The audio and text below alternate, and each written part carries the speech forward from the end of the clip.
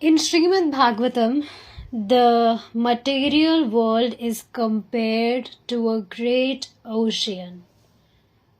Within this universe, there are millions and billions of planets flowing in space, and we can just imagine how many Atlantic and Pacific oceans are there. So now Srila Prabhupada is telling that in our scriptures in Srimad Bhagavatam, this material world is compared to a great ocean, like Atlantic Ocean, Pacific Ocean. So now what can be understood with this example? This is same like, now why ocean? Why this material world is compared like an ocean? Compared to an ocean. Why so? Just like you'll see, if any person, he is at the mid of an ocean. We might have discussed this perhaps, but yeah, let me repeat it again. It's very nice example. So you'll see that in that particular ocean, there's a specific ocean where a person is there at the mid, in the mid of that ocean. So you will see there will be no hope, right? What can we hope? What is there any hope if any person is in the mid of an Atlantic Ocean? But same thing is happening here. This material world is a great ocean, and a person is stuck here, and basically he is suffering. See what it's written. In fact, the whole material universe is likened to a great ocean of misery, an ocean of birth and death. So person is stuck here in this ocean, and he's suffering all the miseries of birth and death. Now you might be, wondering how birth and death can be a misery. We celebrate birthdays. We say happy birthday, but you are telling something else. You are telling that birth is a misery, but we celebrate our birthdays. We sing happy birthday. So of course, so now again, this is a false assumption. Our birthdays are really not happy. How? Do you know that in our scriptures only it's mentioned? Do you know how a baby survives in the womb of a woman, of her mother, biological mother? You see, I will make you understand this thing through an example only. You'll see, if there is a dark room, a very dark room, and I just pack you in that dark room, and that dark room is very small room. It is smaller than the size of your body, and I am packing you in that dark room. There is no light in that room. Plus, that room is very, that is very horrible. Horrible smell is coming in that room. Plus, you have to be in one position in that room. You have to sit in just one position in that room for many months. Plus, your skin is very much sensitive. Suppose your skin is very much sensitive, and I am sprinkling salt on your skin, or any bitter or sour food items on your skin, how will you feel? You'll see, what all things are you telling? Are you my enemy? You are telling these things. I'm feeling very bad just by listening these things, and I don't know how horrible will I feel when this will happen with me, when I will experience these things. It will be very much, horrible for me. I can't even hear these words from your mouth. How can I even imagine to experience these things? But guess what? These all things has happened with us in the womb of our biological mother. Yes. The womb of the mother is not the room of 5-star hotel. There is no any AC in the womb of the mother. Yeah, it is the most horrible place, and we have all been there for months, surviving like this. We have been hanged in one position for months. We have been suffering from all the bitterness, sourness. A baby's skin is always very sensitive. And in mother's womb, it is very, very much sensitive. And we all have gone through this. Amazing thing is that at that time when a woman is pregnant, she always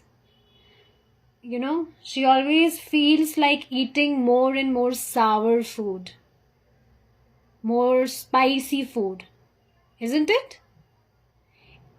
It really, it is like a misery for that baby which is surviving in the womb. So now see, our birthdays are really not happy days. But still, people celebrate birthdays, they cut cakes on their birthdays. It is really not a good thing actually. You only tell me, if a person is, he has gone into a jail, he has been admitted into a jail, and he's celebrating, oh wow, I have come to a jail, wow, I will be celebrating, it is the most happiest day of mine. Is it not foolishness? It is totally foolishness that people are celebrating their birthdays, that these are our happy days, we have came to jail, we are very much happy. This is really a foolishness actually. And same thing is that is really not a good thing. No one wants to die. So this basically material world is the great ocean of misery, an ocean of birth and death. So see, we have been surviving, we have been suffering. In order to cross this great ocean of nescience, a strong boat is needed, and that strong boat is the lotus feet of Krishna. Yes. So now see, Prabhupada ji is telling us, actually these all things are mentioned in our scriptures. So we are so much blessed actually. You see now, people their eyes are just closed. They have folded a strip of cloth on their eyes and they are not able to see the reality. That's why this knowledge is called very much profound. Because everyone is not that fortunate to grab this knowledge. So we should think about this thing. I will make you understand these things with some points. And see, we will learn these things by gaining this knowledge only. The more knowledge we will gain, we will be able to learn more new things, more amazing things. Just like you see actors and actresses, they are so much, they are thinking, they have so much, means they always identify themselves with their bodies, isn't it? They just always, you already know this thing, they put so much, they decorate their bodies so much, they take care of their bodies so much. Why? Because they are identifying themselves with their bodies, isn't it? Now, I'm not saying that one should not take care of their bodies, but of course, if we are putting our whole time in just decorating and pampering our body, then that is not a good thing, of course. But you will see, they also commit suicides, isn't it? Yes. Why? Now just think about it. If actors and actresses, if you think that they are the most happiest person of this world, then why even they commit suicide? Because they are also not happy. The smiley faces that you see on the movies or the cameras, they are actually fake smiles. Yes, this is so true. If you will talk with them, personally, if you will talk with them, then you will get to know the reality of their lives. Why they also take help from intoxications? Because they are also not happy actually. So we should understand these things, that the only way to get happy is to connect, to basically work on our relationship with our Supreme Personality. This is the only way to experience real happiness. Whoever who has not taken the shelter of Lord Krishna, he will be bewildered his whole life. He will be suffering immensely throughout his life, because there is no any other way. There are many people who follows lots of spiritual practices, lots of spiritual activities, but even they are also, they also get bewildered. They are not satisfied because there is no any other way. So one should understand this thing. Any material taste will taste good for just for a few or little time, and actually they are not tasting good. It's just our false assumption only. It is actually what can be said? It is our ignorance, or let's say because of lack of knowledge or unawareness, we are thinking, we are assuming that we are happy, we are feeling taste in material things, but that is not the reality actually.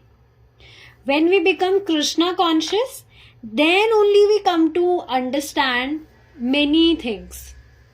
And you will see, as we walk on this path, as we practice these things, our intelligence gradually increase.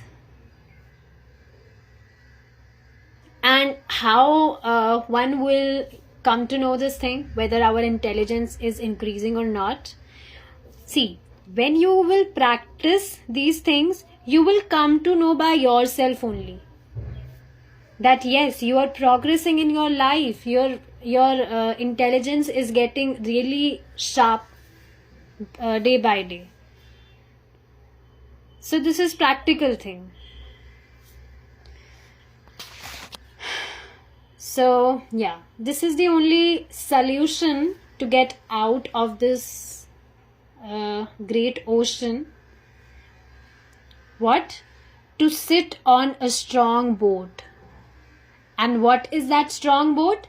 That strong boat is the lotus feet of Krishna. Now what does that mean? Sitting on a strong boat. This means surrendering on the lotus feet of Krishna. Yes. Now what does surrender actually means?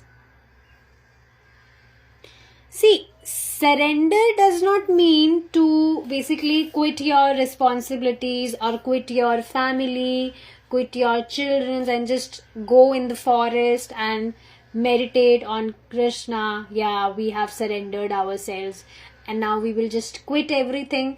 We will join ashram. Yeah, this is true. Many people ask me, are you a sadhu? Or where do you live? Are you living with your family? I think you're living in an ashram and you're just sharing your knowledge with people. But it's not like that. Surrendering or walking on to this path doesn't mean that you have to quit your responsibilities or you have to quit your family. It's not like that.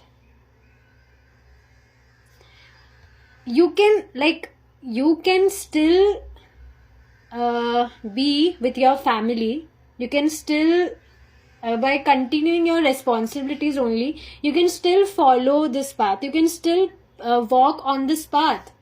That is the very amazing and beautiful thing of Krishna consciousness actually.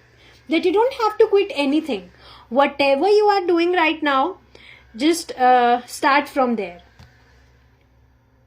You don't have to think much about, I have to become a good boy to walk on this path or a good girl. I have to become a very good person to work on this path. Then only I'll be able to follow this. But it's not like that. Whatever you are doing at every, you are at any phase of your life. You can be at any phase of your life. Just start from there.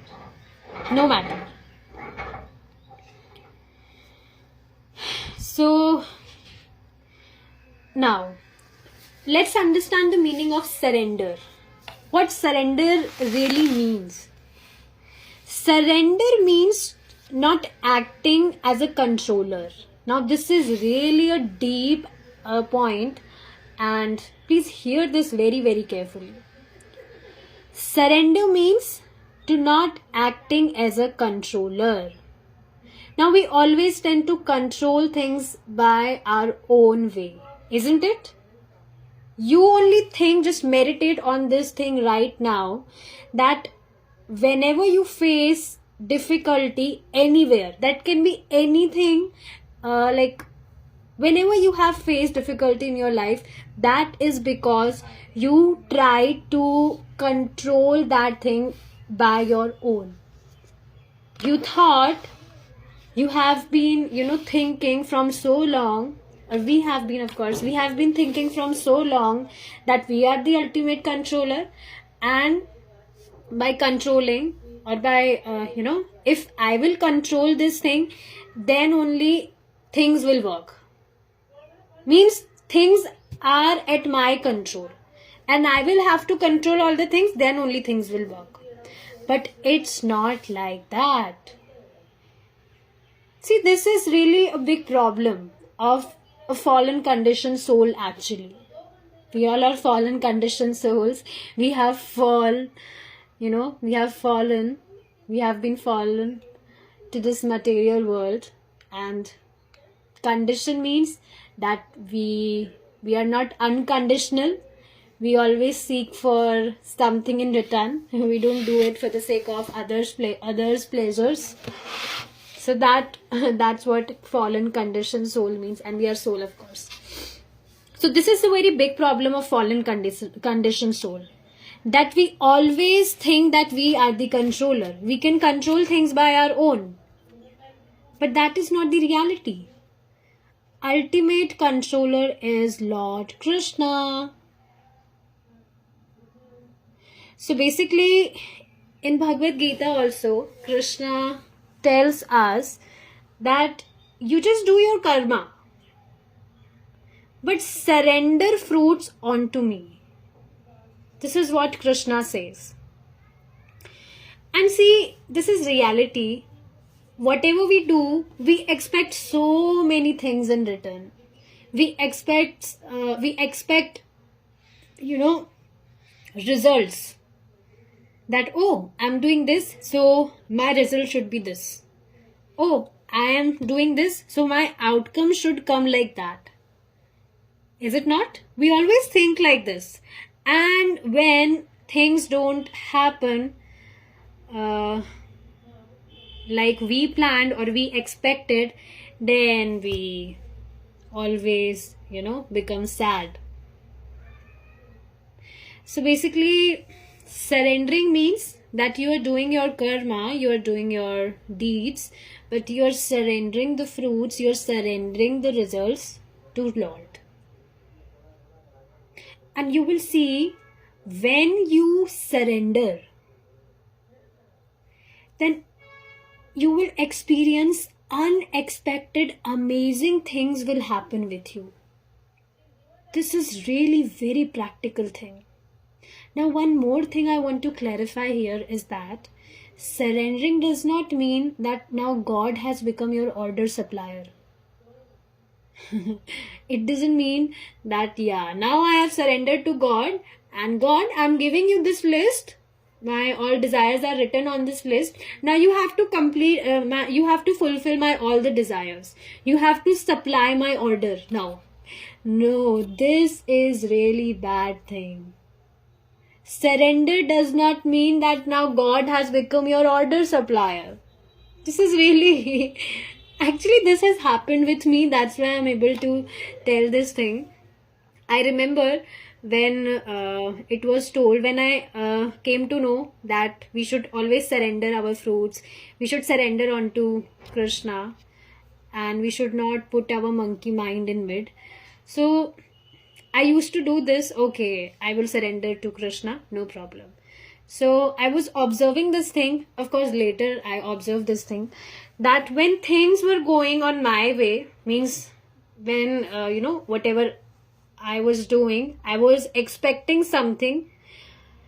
So when it was going like that, then I was very much happy. Wow, this surrendering process is just amazing. Things are going by my way. Wow. But when things were not going by my way, so I used to get so much disheartened. And I was just blaming to God. Oh God, this is not good. I'm surrendering to you, and now you are not hearing. You are not fulfilling my desires. This is not good thing.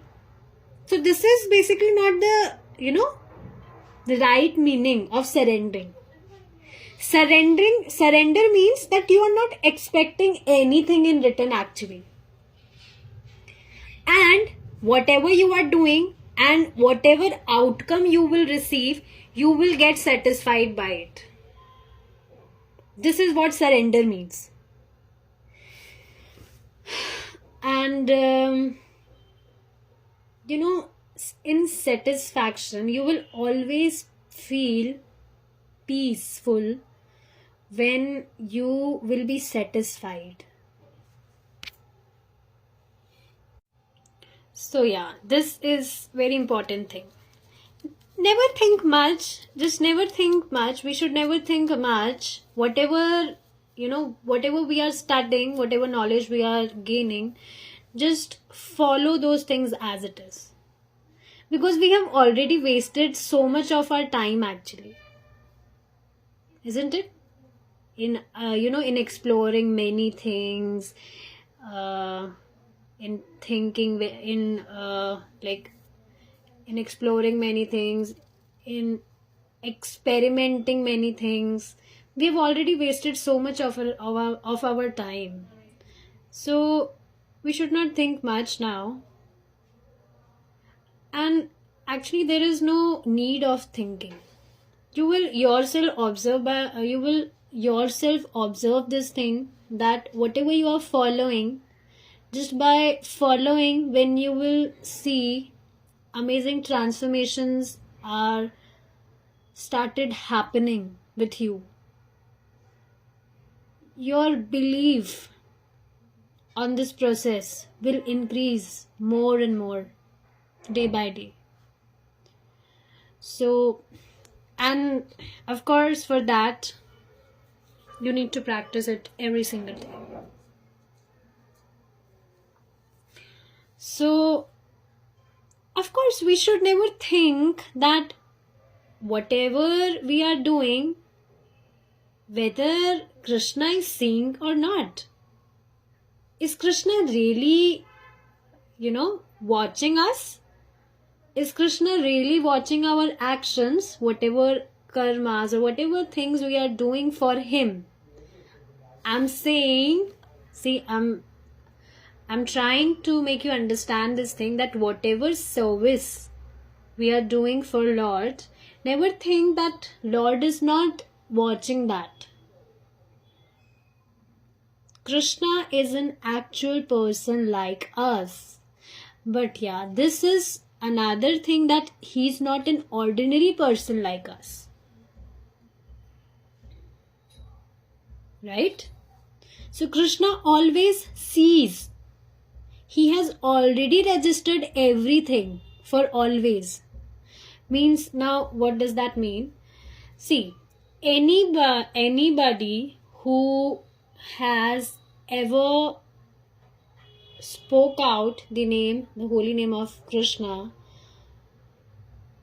of course we have chanted his names many times. We are chanting his names. Hare Krishna Mahamantra is what? Holy names of Lord.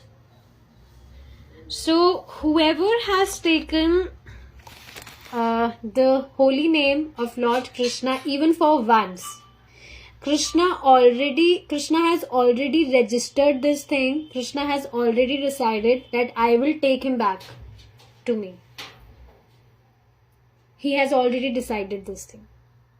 But of course, this is also one thing, that until our heart gets fully purified, we can't go back to him. Because we have still also, we have so many desires, we have so many, garbage. We have lots of garbage in our heart. We are not purified yet. And of course, it's a journey. Things will happen gradually. We should immediately get aboard that boat. See, one more thing I want to tell here is that, you'll see, we exaggerate, we always exaggerate things. People often do this. They exaggerate their little small problems. Oh, I'm finished. I am over. Everything is destroyed. I am destroyed. Right? People often say these things. If they bear any loss in their business, or if any family member leave his body. Right? So people often exaggerate their small problems. They just, these small problems, they exaggerate so much, and they think these are really big problems of my life. But it is all ignorance actually. It is all foolishness. And we often think that these are the big problems of my life until we get the higher purpose of our life. We always, we often think this thing that I will do something big in this world. I will get a big designation, or it is only my big accomplishment. Whatever, they achieve in their life, they think these material material accomplishments, designations, they think these are the higher purpose of my life. People often think that getting a nice job, getting a job in a nice company is the higher purpose of my life. It is the only purpose of my life. Or getting married with a nice, beautiful lady is the only purpose of my life. Or earning so much of money is the ultimate purpose of my life. But these are actually not the purposes. Every human being has only one purpose of his life. Now let me explain you this also with, let me explain you this thing in brief. You will see that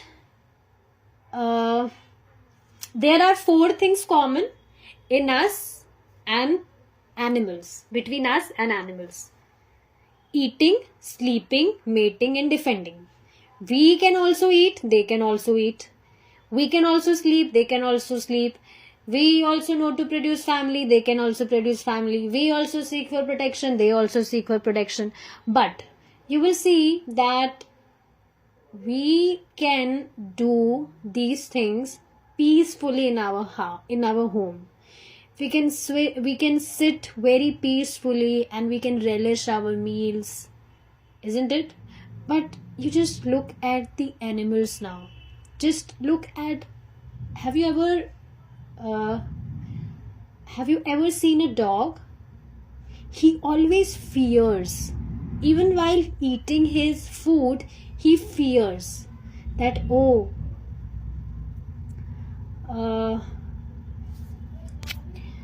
what if someone will kick me? He always fears. Or you see birds, they always sip, then they see. They sip, then they see. They eat something, then they see. What they see? They always fear. What if someone will catch me? Right? Animals fear a lot. They always, they have a fear in their heart. They can't even eat their food very nicely, very peacefully. Same with sleeping. We sleep very nicely, peacefully in our house, on our beds. But what about the animals? They also sleep. Of course, these things are common in them also, but they can't sleep very nicely. You see, it's winter season. They can't wear blankets or they can't wear sweaters, even if they are, if they are feeling so much of cold at nights. But we have very nice place. We are safe in our place. We can sleep, we can eat, everything we can do safely in our house. But animals can't do this. Why? Have you ever thought like that? This is just a striking point. We can do these things peacefully so that we can do our bhajan kriya, our spiritual activities very peacefully. And we can only do this thing in human life. Animals can never do seva. They can never serve God. They can never chant holy names of Lord Krishna from their mouth. They can, they can just make some noise, he, who, whatever. Cats do meow, meow, and dogs do bhav, bhav. They can never chant holy names of Krishna. They can just make these noises, these different sounds. But see, how blessed we are. We can chant holy names of Lord. We can, we can read scriptures. We can offer lamb to Lord. We can offer food to Lord. How peacefully He has blessed me with so many things. He has actually blessed us with, many things. Not many things, everything actually. Whatever we are using, consuming, it is. These are all the blessings of Lord. But people often neglect these things. And instead of, this is really very bad thing, that whatever we receive it from Lord. But instead of giving means offering. We should always consume things after offering it to Lord. Lord Himself tells this thing in Bhagavad Gita. So whatever we consume, whatever we use, we should always first offer it to Lord Krishna, and then we should, use that particular thing. This is the right etiquette actually. Now, what people do? Just opposite of this. Why? Because they are thinking that we are the controller. We have earned these things. This is our property. Why will I give this to Lord? Why will we give this to Lord? We are the ultimate proprietor actually. So why will we give this to Lord? Why will we offer these things to Him? I am the ultimate controller. I am the only proprietor of these things. So this is again foolishness. Because of the lack of knowledge, people often do these things. And that's why he is suffering so much of miseries in his life. But on the other hand, you will see devotees who always offer everything to Lord and then He use. What is the loss in giving, what is the loss? I never understand this thing, that is there any loss if you offer your food to Krishna? Krishna is not stealing anything. He is only the proprietor. After all, He has everything. There is no any scarcity. Krishna is not asking us to give, Krishna is asking us to give food, to offer food, or whatever we use, we first offer it to Him. He's not saying this because He is suffering from any scarcity or shortage. It is for our benefit only. Because Krishna knows that He is so poor, He can't do anything. So I can only deliver Him. I will only deliver Him if He will give these things to me. So we should think that whatever we give to Krishna, Krishna accepts it. You see, whatever we offer, even when we offer food to Krishna, He really accepts it. But He never disappear that food, because Krishna knows that we are already very much shabby. If Krishna will disappear whatever we will offer to Him, then we will not offer anything to Him from next time. So Krishna already know that we are very much shabby here. So Krishna accepts it, and Krishna put those things as it is. You will see, if you will offer food to Krishna, Krishna will never disappear it, but He too accepts it. But even after accepting it, He puts it as it is. But it may seems like an ordinary food, but it is not an ordinary food after offering. It is not an ordinary food at all after offering. It spiritualizes. So this is very much important thing to, whatever we are using, we first offer it to Krishna. We will be very much peaceful. See, devotees often do these things, and they They themselves tell this thing to other people that we feel so much satisfied and peaceful now. Because this is the right etiquette, this is the right standard which one should follow. See, whoever is gaining spiritual knowledge, he will come to know one thing, that I have to serve my Lord. This is the main thing. Otherwise, he's reading so many spiritual books, he's reading so many Vedas. If he has not understood this one thing, that I have to put my senses to Lord, I have to serve my Lord Krishna, then he has not understood anything, not even a tinge. He has just wasted his whole energy.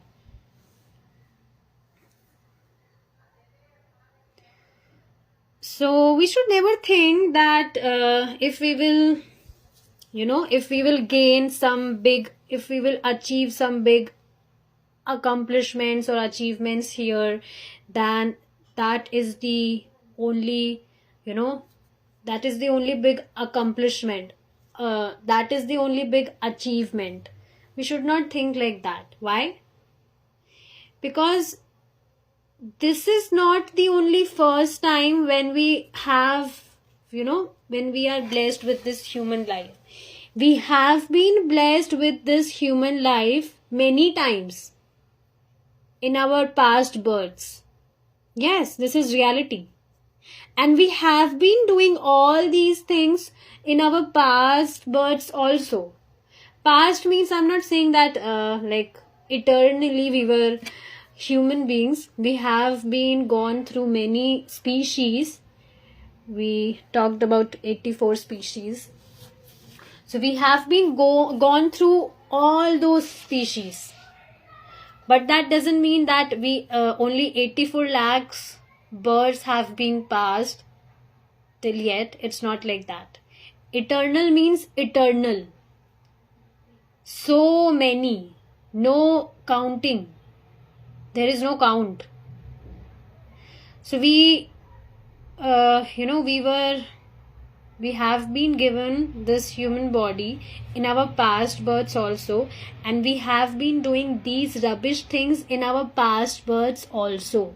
Now what is the proof of this? This material body. This is the only proof. Because if we haven't, if we have never done any rubbish things in our past births, then we were not here in this material world. We were already been there in spiritual world of Lord Krishna. But we are here in this material world. That means we were doing so many rubbish things in our past births also. And now also we are doing same thing. So this is again foolishness. So we have been doing this from always. But now if we are understanding this knowledge, we should not repeat this mistake again. You only tell me how one will get liberated if he is assuming himself as a controller. We are understanding, the meaning of surrender here. Surrender means you have given up, means you have left this mindset that you are the controller. But if someone is still assuming himself as a controller, then how will he get liberated from all these miseries? If he is still trying to control things by his own, how will he get liberated from all the miseries? This is very much important to give up this false designation of the controller, so-called controller, that we are the controller. We are not the controller. Okay? Now I want to tell you one more thing. Very important, very amazing and striking. just think about it. If we are thinking that whatever purposes we are thinking that is the only ultimate purpose of my life, or whatever that can be, so just think about it. If it was really the ultimate purpose of our life, then it would have been for always. Why is it destroyable? Why? Means we should think about this thing now, that why is it destroyable? If it is the ultimate purpose, then it should be there for always. But it is not there for always. It always get destroyed.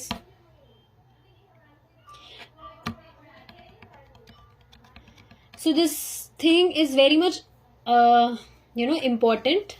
One should understand that these material accomplishments or achievements are not the ultimate purpose of our lives. Our ultimate purpose is to serve our Lord, because this material world is actually a jail. And real liberation is surrendering to Lord Krishna.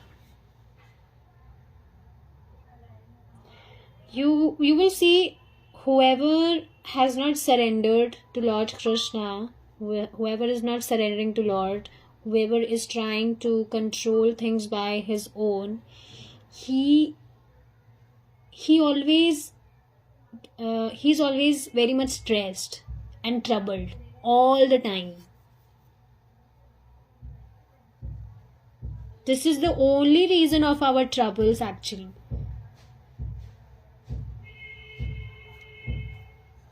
You see, we have so many desires.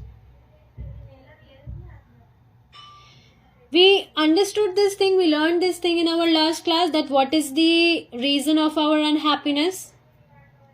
Our uncontrolled senses.